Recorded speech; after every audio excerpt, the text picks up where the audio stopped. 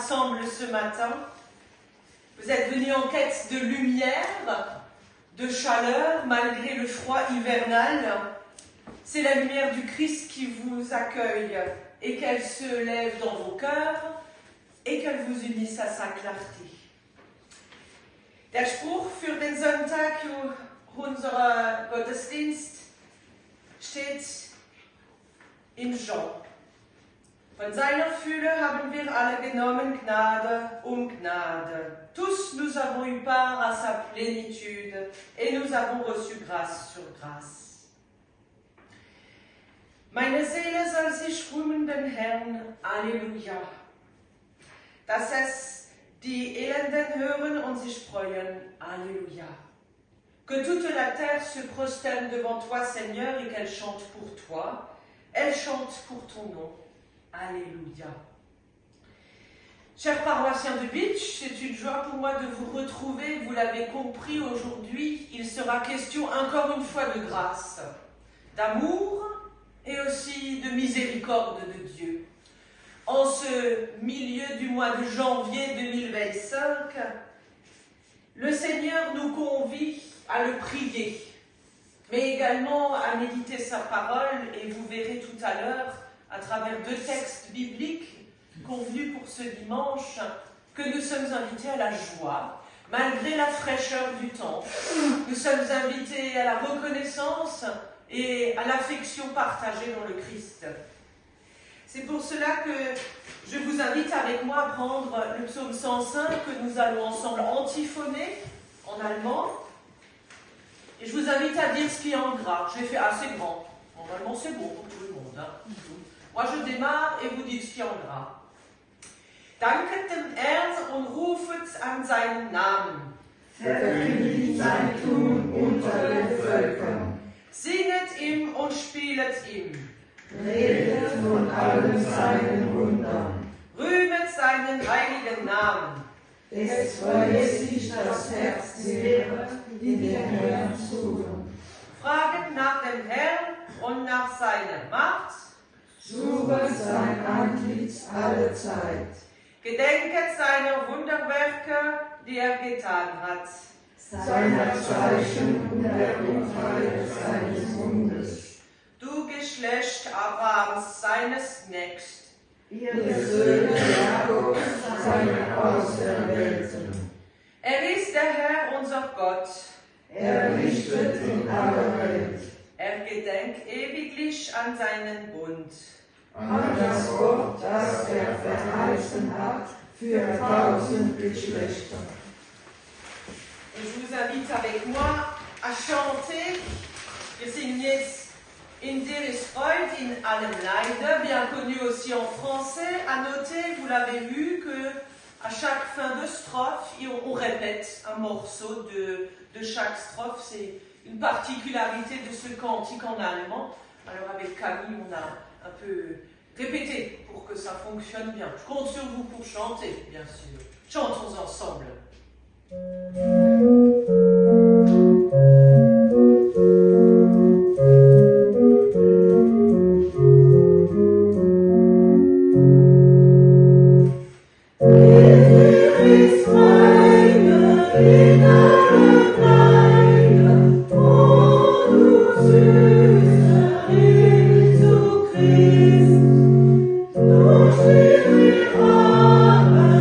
Himmlische Gaben.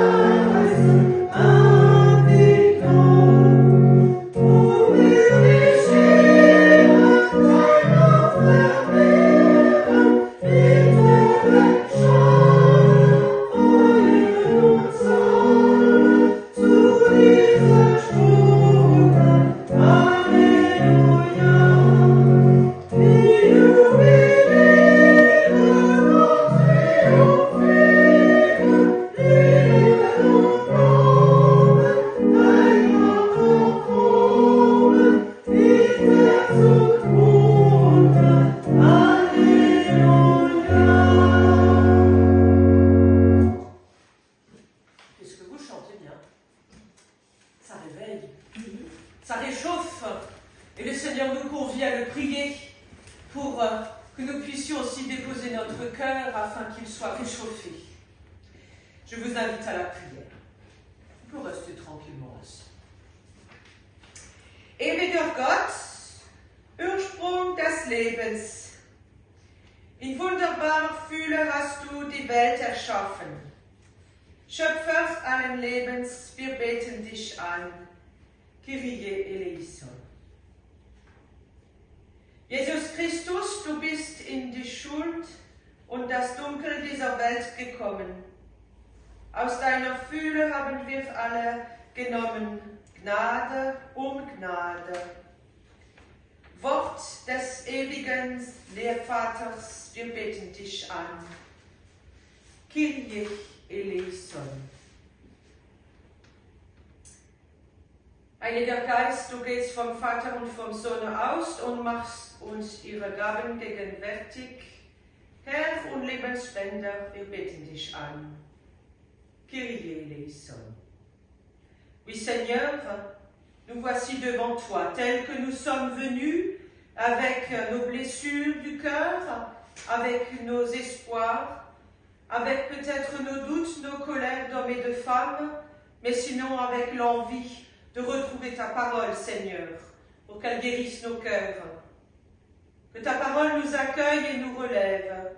Guéris-nous, Seigneur, par ta grâce et ton amour, et fais en nous toutes choses nouvelles. Prends pitié de nous, Seigneur, Kyrie eleison.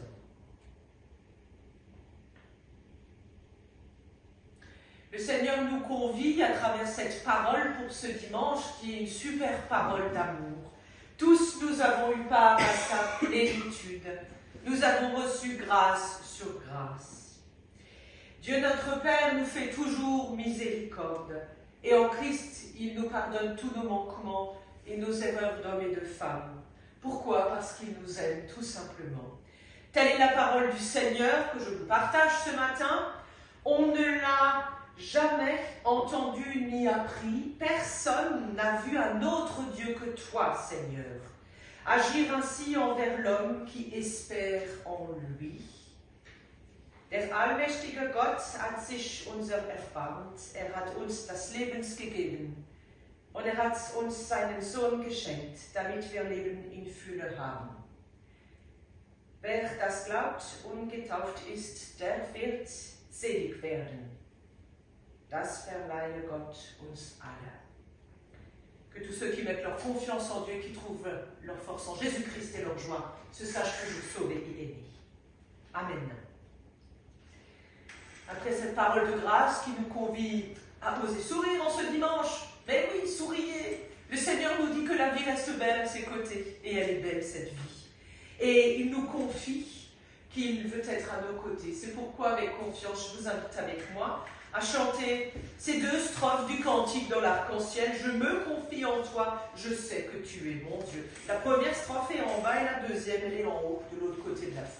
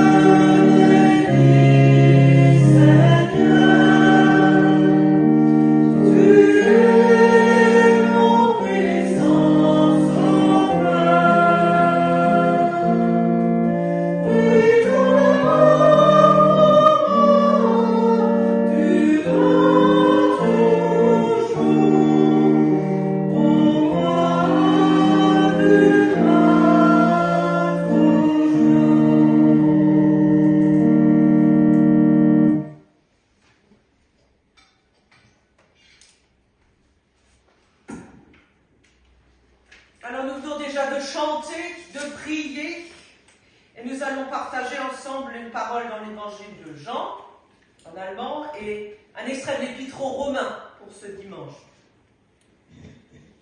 Alors ces mots, ils peuvent faire sens pour nous, comme ça, dans notre réflexion, de manière rationnelle, c'est très bien.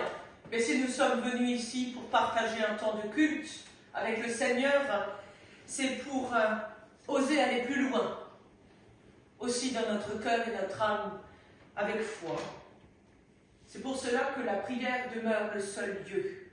Et la seule force et la seule arme que nous ayons pour vraiment comprendre, entendre ce que le Seigneur veut nous dire à chacune et chacun dans nos vies. Prions ensemble. Herr Gott, himmlischer Vater, du hast deinen Sohn in die Welt gesandt, damit Menschen die Fülle des Lebens finden. Nimm unseren Seelen die Trübsal und führe uns in Jesu Freudensaal, der in der Einheit des Heiligen Geistes mit dir lebt und regiert in alle Ewigkeit. Oui, Seigneur, ta puissance, ta gloire nous sont venus sur cette terre par ton Fils Jésus-Christ. Nous t'en prions ce matin, rassemblés ici en ton nom. Aide-nous à reconnaître les signes que Jésus accomplit parmi nous tous, à travers nous et en nous. Qu'il transforme nos manques en plénitude et nos plaintes en chants de louange. Nous te prions par Jésus, notre Seigneur, qui vit avec toi, Père, et le Saint-Esprit, un seul Dieu pour les siècles des siècles. Disons ensemble Amen. Amen. Maintenant que je sais que vous êtes là, parce que vous avez dit Amen, on peut partager cet évangile. Alors, dans l'évangile de Jean, au 2e chapitre, vous allez tout de suite reconnaître, on le partage à chaque fois en ce dimanche. Une histoire de fête, je n'en dis pas plus. Und am 3. Tag war eine Hochzeit zu Kana in Galiläa. Und die Mutter Jesu war da. Jesus aber und seine Jünger waren auch zur Hochzeit geladen. Und als der Wein ausging, spricht die Mutter Jesu zu ihm, sie haben keinen Wein mehr. Jesus spricht zu ihr, was habe ich mit dir zu schaffen, Frau? Meine Stunde ist noch nicht gekommen. Seine Mutter spricht zu den Dienern, was euch sagt, das tut. Es standen aber dort 6 steinerne Wasserkrüge für die Reinigung nach jüdischer Sitte, und in jeden gingen 2 oder 3 Massen. Jesus spricht zu ihnen, füllte die Wasserkrüge mit Wasser, und sie füllten sie bis oben an. Und spricht zu ihnen, schöpfe nun und bring's dem Speisemeister, und sie brachten's ihm. Als aber der Speisemeister den Wein kostete, der Wasser gewesen war und nicht wusste, woher er kam. Die Diener aber wüssten's, die das Wasser geschöpft hatten. Rufte der Speisemeister den Bräutigam und spricht zu ihm, jeder Mann gibt zuerst den guten Wein und, wenn sie trunken sind, den geringeren du aber hast, den guten Wein bis jetzt zurückgehalten. Das ist das erste Zeichen, das Jesus tat. Es geschah zu Kana in Galiläa, und offenbarte seine Herrlichkeit, und seine Jünger glaubten an ihn. Et dans l'Épître aux Romains, au 12e chapitre, quelques versets. Que l'amour soit sincère, détestez le mal, attachez-vous au bien. Comme les membres d'une même famille, aimez-vous d'une affection profonde et mettez un point d'honneur à vous respecter les uns les autres. Ayez un esprit plein d'ardeur. Ici et maintenant, soyez prêts à servir. Servez le Seigneur avec un cœur plein d'ardeur. Réjouissez-vous à cause de votre espérance. Soyez patients dans la détresse et priez avec fidélité. Venez en aide à vos frères et vos sœurs dans le besoin. Pratiquez sans cesse l'hospitalité. Demandez la bénédiction de Dieu pour ceux qui vous persécutent. Demandez-lui de les bénir et non de les maudire. Et réjouissez-vous avec les personnes qui sont dans la joie. Pleurez avec les personnes qui pleurent. Vivez en bon accord les uns avec les autres et n'ayez pas la folie des grandeurs. Mais laissez-vous attirer par ce qui est humble. Ne vous prenez pas pour des sages. Qu'il en soit ainsi. À travers ces deux lectures bibliques du jour, qui sont assez fortes, je vous convie à trouver justement au milieu de tout ça pour méditer un peu déjà, un peu de paix. Et quoi de mieux que ce magnifique cantique, souvent d'ailleurs chanté au mois de janvier pendant la semaine d'unité des chrétiens. Seigneur, fais de nous tous des ouvriers de paix, fais de nous des bâtisseurs d'amour. Je vous invite avec moi à chanter ces 3 strophes.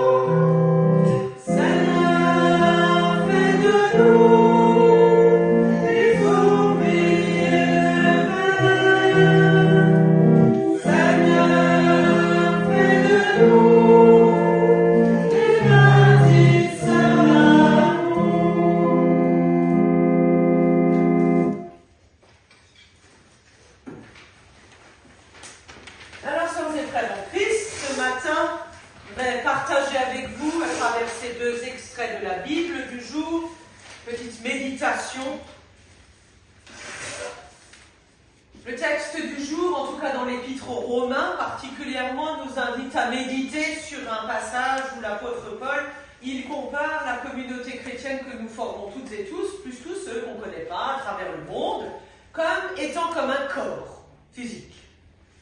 Et comme le corps a plusieurs membres, eh bien, tous ces membres, on le sait, n'ont pas la même fonction.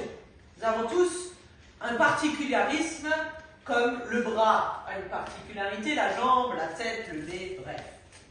Ainsi, nous sommes plusieurs, mais dans un seul corps. Et nous sommes rassemblés par la tête, qui est le Christ. Tous membres les uns des autres, chacun pour sa part, et il faut quand même le dire sur ce coup-là, nous sommes tous un peu dépendants les uns des autres. Et oui, si la tête ne marche pas, c'est un peu compliqué pour faire avancer les jambes, vous le savez. Et si les jambes ne marchent plus, on peine. Et si jamais on n'est plus doué de la parole ou qu'on ne voit plus, comment continuer à avancer? Voyez, après avoir posé cette base qui paraît très simpliste, je vais vous proposer un petit voyage. C'est bien le voyage. Vous avez voyagé? Ouais, surtout quand il fait frais comme ça. Hein. Je vais vous proposer plutôt un voyage un peu cinématographique au cinéma. et un voyage aussi dans un pays où il fait un peu plus chaud qu'aujourd'hui, là, en ce moment. Vous connaissez bien ce célèbre film avec cet acteur monumental que fut Louis de Funès.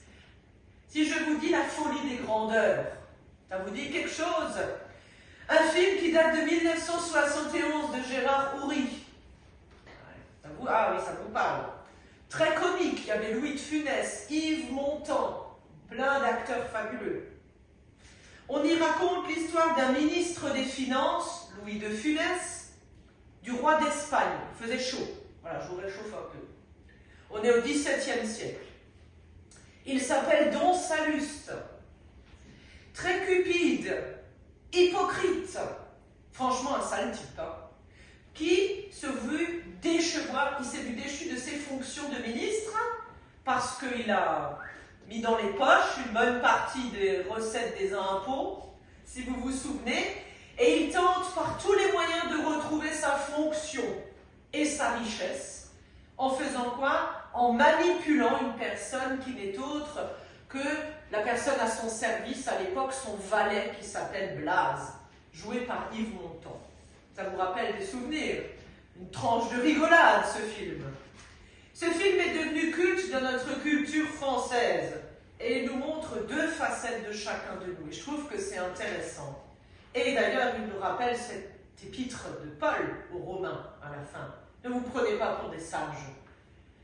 D'un côté, il y a nous, les êtres humains, faisant preuve de bonté, enfin essayant, vivant simplement, travaillant dur, souvent, et de manière ingrate, acceptant de faire confiance aux autres, même si des fois, ça nous coûte de faire confiance. Pensez à la dernière fois que vous avez fait confiance à quelqu'un.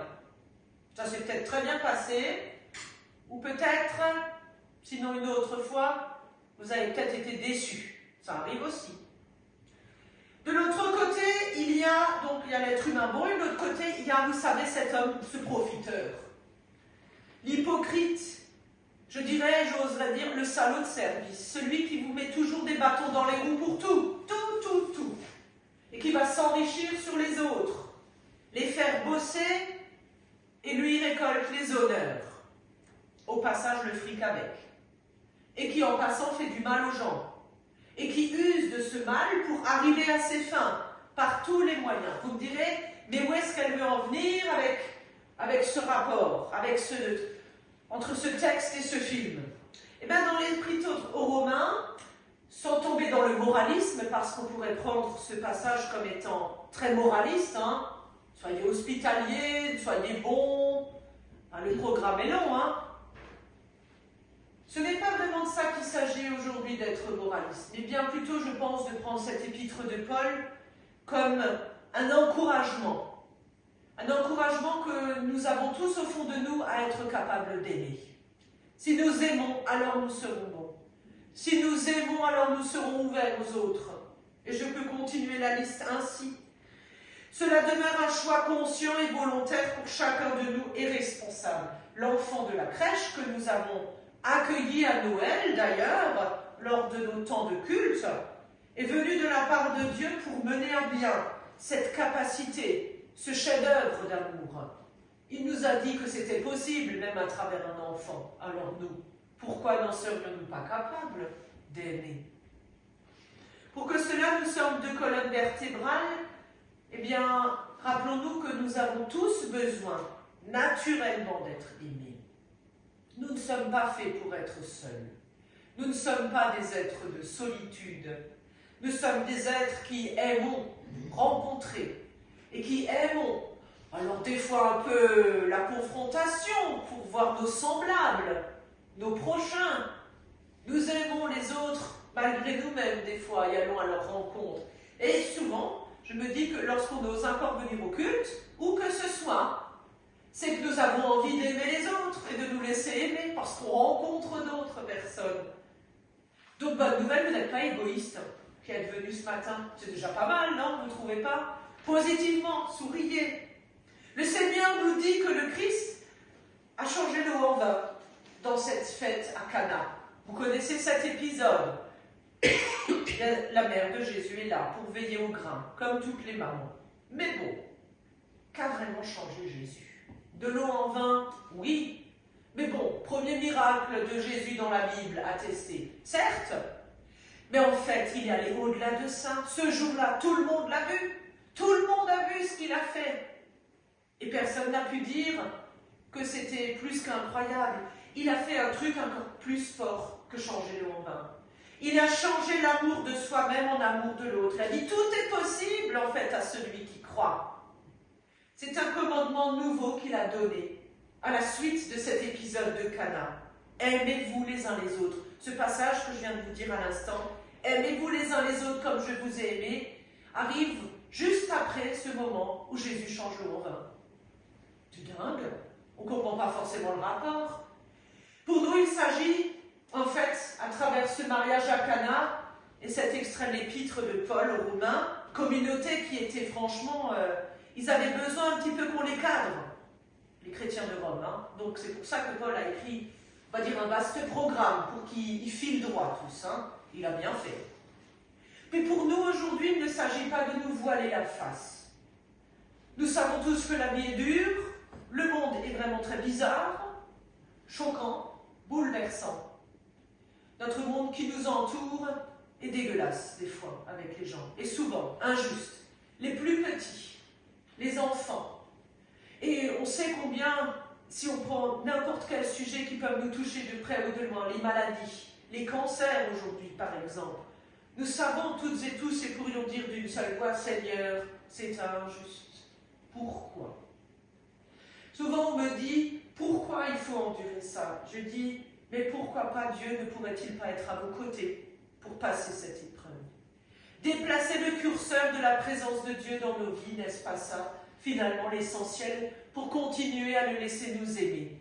Il est facile de fermer la porte de notre cœur à Dieu, en disant c'est sa faute, c'est à cause de lui. De toute façon, s'il était vraiment là, il n'aurait pas permis ça. Cette manière de voir, je trouve, est assez enfantine.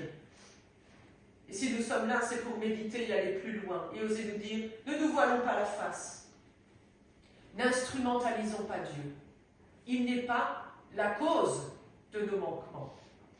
Regardons déjà à travers nous. C'est ce que Paul dit d'ailleurs. Regardez déjà chez vous ce qu'il y a. Et après, on en rediscute de comment vous allez pouvoir vous aimer les uns les autres. Vous savez, nous savons tous qu'il y a de la violence dans notre monde et qu'il nous faut préserver des lieux de paix, des havres de paix. À commencer par notre vie d'église, à commencer par nos lieux d'église où nous sommes, où nous nous accueillons les uns les autres. N'oublions pas que souvent, et depuis le début de notre histoire chrétienne, quand il y a eu des choses difficiles, où les gens sont allés se réfugier? Dans les églises. Les migrants, où sont-ils allés se réfugier? Dans les églises.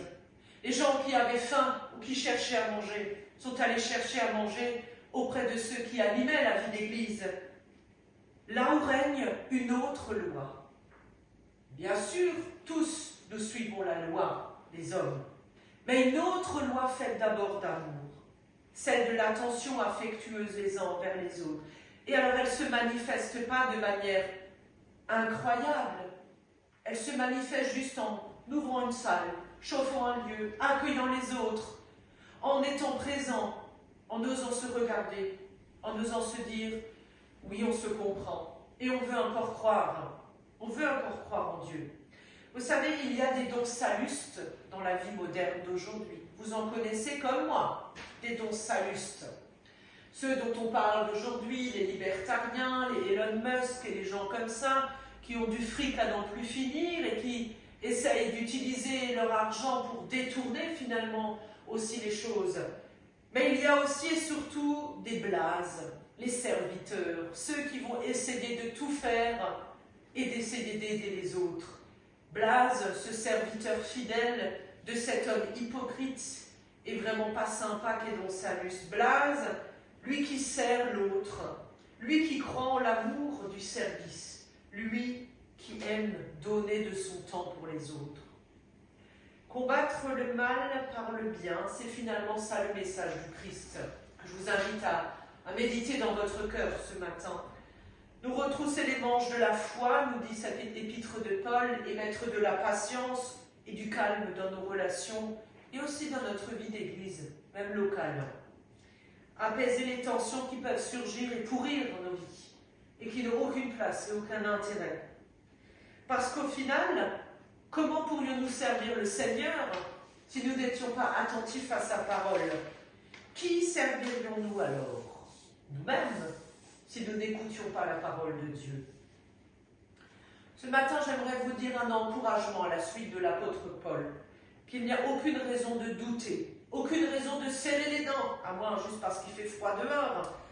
Il n'y a que de la joie qui vient de Dieu, parce que Dieu a décidé de nous aimer, et il trouve que c'est la chose la plus merveilleuse. Un amour qui nous dépasse, que nous ne pourrons jamais contenir dans cette salle. C'est pour cela qu'il nous offre le moyen de pouvoir le partager, en priant, en chantant, en accueillant les autres, en ouvrant nos lieux d'église, en continuant à célébrer les cultes. Vous allez me dire, c'est facile de faire ça et de le dire, mais dans la vie quotidienne, quand on rencontre des gens comme des dons Salus là, et qu'on se sent oppressé, qu'on se sent petit, comment est-ce qu'on s'en sort si on compte sur la fidélité de Dieu? Notre prochain va-t-il vraiment venir nous aider? Mon prochain, c'est celui qui me soutient, qui m'aide et qui prend du temps avec moi. Le prochain, la prochaine, dans la vie, c'est celui ou celle qui pose un signe de bénédiction à l'endroit où je ne vois plus d'issue. Que des impasses. C'est celui qui me dit, même s'il y a des choix à faire, je t'aimerai quand même si je ne suis pas toujours d'accord avec toi.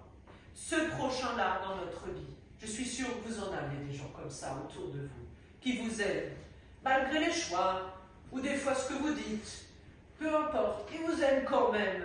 Ces gens-là sont signes de bénédiction et ils sont une présence visible du Seigneur dans vos vies.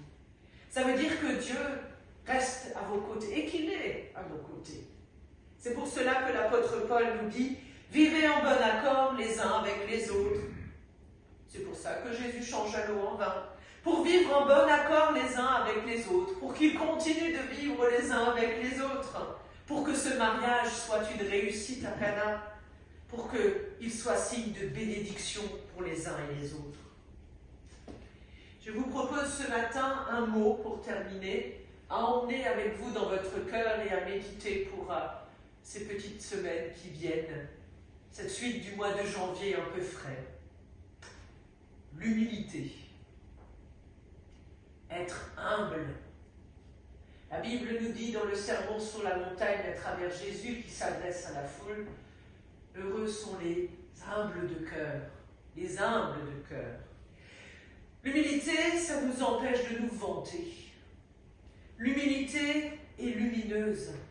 L'humilité nous ouvre toujours à accueillir la foi qui vient de Dieu et à laisser une place à Jésus-Christ dans notre vie. L'humilité nous évite d'être fiers, trop fiers, de la formidable espérance, car vous avez toutes et tous des capacités d'aimer et des dons reçus de Dieu. Et pour cela, pour les mettre en route dans le corps du Christ, des fois c'est grippé, des fois ça met du temps, des fois ça roule, mais tout le monde n'est pas au même rythme. Alors il nous faut de l'humilité. Ça résume un peu tout ce que Paul dit à la communauté de Rome. Soyez bons, soyez hospitaliers, soyez patients. Si tout ça c'est trop dur, pensez à ce mot, être humble, pour moi dans ma vie. Me garder de ne pas rader, de tout savoir, de garder un peu d'amour pour ceux qu'il va falloir accueillir, les personnes et les choses du quotidien. Pas l'humilité qui écrase, qui accumule des biens ou de la rancœur, pas l'humilité qui efface l'esprit, et pas non plus la fausse humilité qui consisterait à prétendre qu'il n'y a personne d'aussi humble que nous-mêmes les chrétiens. Ça, c'est pas de l'humilité. L'humilité qui vient de cette foi que Dieu nous aime. Je pense des fois, souvent à quand, même moi comme pasteur, il m'arrive de douter des fois. Mais oui, et tout ça. Nous sommes de moins en moins nombreux à nous rassembler partout. Et pourtant, qu'est-ce qui fait que nous voulions encore vivre avec la présence de Dieu dans nos vies? La réponse ne vient jamais de moi. La réponse, je la laisse venir dans mon cœur, dans mon âme. Et elle vient au moment où je ne m'y attends pas. Lorsque je prends la route, lorsqu'un rayon de soleil arrive, lorsque j'entends ce chant, cette mélodie qui me rappelle que l'amour dépasse ce que je veux entendre et comprendre, qu'elle dépasse mon intelligence, ça me ramène à l'humilité. Ça me dit que Dieu demeure plus grand que moi et qu'il veille sur moi. Puissions-nous, qui que nous soyons, nous appuyer toujours sur le Seigneur qui nous veut du bien et qui vous aime. La vie a besoin de vous pour continuer. Mais oui, elle a besoin de vous, la vie des autres. Il y a des gens qui comptent sur vous. Et vous, sur qui comptez-vous? Soyons humbles de cœur. Ces versets de l'Épître aux Romains, je termine par là, ne nous lancent pas dans une compétition, ni dans un défi, mais dans un encouragement à se laisser aimer encore. N'ayez pas la folie des grandeurs.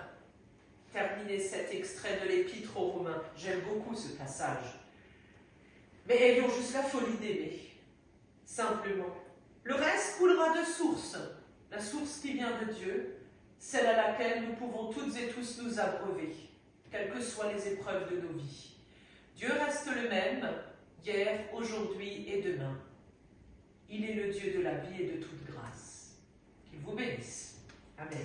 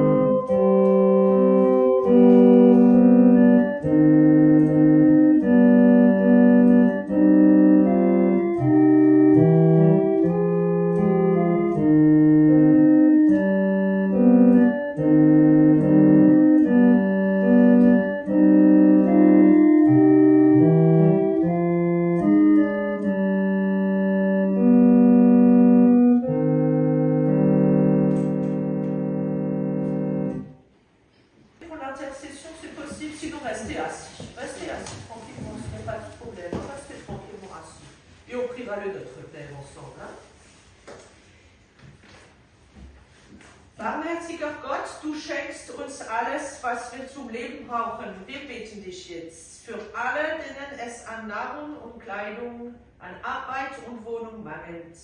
Richte Gerechtigkeit und Erbarmen unter uns auf. Für alle, deren Glaube klein geworden ist, lass sie in allem Schweren auf dich schauen. Für alle, denen die Hoffnung fällt, schenke ihnen Zuversicht und ein getröstetes Herz. Für alle, die zu wenig Liebe erfahren, lass sie in Christus deine übergroße Liebe erkennen. Für die, die an der Unvollkommenheit ihres Lebens leiden, mach du das bruchstückhafte heil und ganz. Ja, und für unsere Verstorbenen, Gib ihnen Anteil am verwandelten Leben deines Sohnes. Führe uns alle in dein Reich und gib uns Anteil an der Fülle des Lebens, das in Christus erschienen ist. Oui, Seigneur, tu nous as dit que tu es lumière du monde et des nations. Nous te prions pour tous les hommes et toutes les femmes et tous les jeunes qui sont lumière parmi les nations, témoins de vie et d'espérance, au cœur des guerres, au cœur des lieux où il y a de la tristesse et de la violence. Pour celles et ceux qui marchent à ta suite, Seigneur, donne-leur la force de continuer ce chemin de foi. Nous te prions pour que ta lumière illumine le pas de ceux qui cherchent un chemin de justice et de paix. Que ta lumière brille dans les régions du monde où aujourd'hui des cessez-le-feu doivent arriver, mais où la guerre semble être toujours en arrière-plan. Que ta lumière guide les hommes et les femmes qui ont des responsabilités dans notre monde, en esprit et pas en cupidité. Nous te prions pour que ta lumière réchauffe le cœur de toutes celles et ceux, ici même présents, qui te prient, celles et ceux à la maison, celles et ceux qui n'ont pu nous rejoindre au dernier moment, celles et ceux qui, comme nous, te prient à travers le monde, qui prient pour que la lumière et la paix triomphent toujours, et l'amour au-delà des épreuves, du doute ou du désespoir. Nous te prions pour que la lumière brille aux yeux de ceux qui ont achevé leur course sur la terre et ceux qui portent toujours le deuil. Dans le silence, Seigneur, nous te confions tout ce qui nous tient à cœur.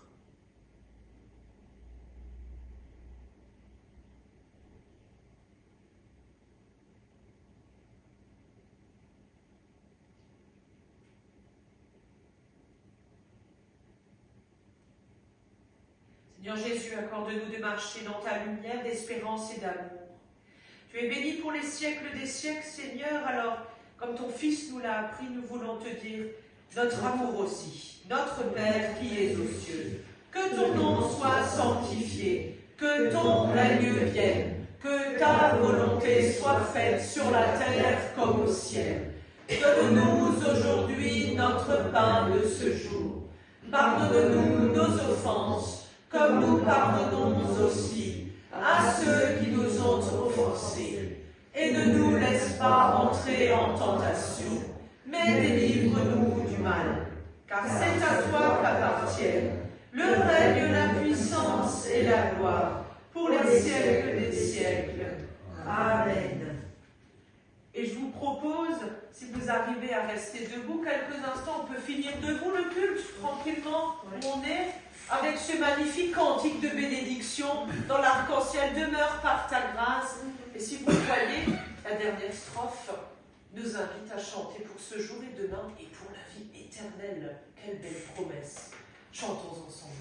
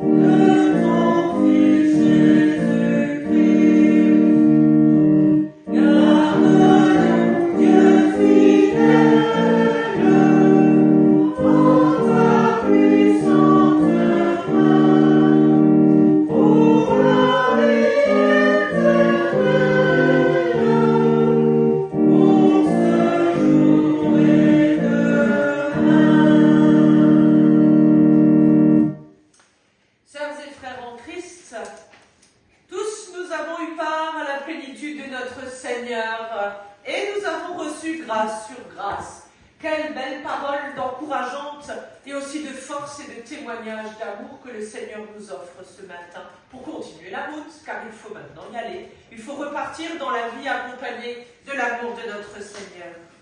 Ja, der Herr segne dich und behüte dich. Der Herr leuchtet sein Angesicht über dich und sei dir gnädig. Der Herr erhebe sein Angesicht über dich und gebe dir Frieden. Oui, le Seigneur te bénit et il te garde. Et il te donne tout son amour et sa grâce pour continuer le chemin. Sois béni et gardé au nom du Père, du Fils et du Saint-Esprit. Amen. Et je vous invite à reprendre place pour terminer ce culte en écoutant le postlude.